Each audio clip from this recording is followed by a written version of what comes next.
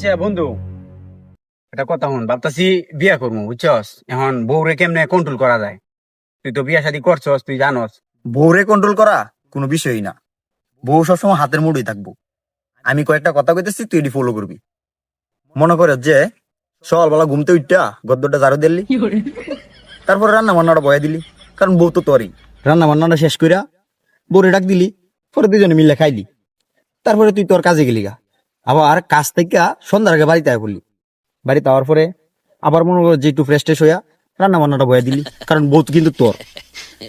তারপরে রান্না বান্না শেষ কইরা বউরে নিয়ে খাইবি দুজনে মিল্লা, তারপরে তুই বিছানাটা একটু গুছায়া মশারিটা টানায়া দুজনে মিলে শুয়ে পড়বি। ব্যাস, বউ কন্ট্রোলে। ভাই, সবই বুঝলাম, কিন্তু একটা জিনিস আমি বুঝতেছি না, বউ কি তোর কন্ট্রোলে নাকি তুই বউয়ের কন্ট্রোলে? নারী মানুষরা জীবনে কন্ট্রোল করা যায়? বিয়া করিস না, জীবনে জীবন ধ্বংস হয়ে যাইব।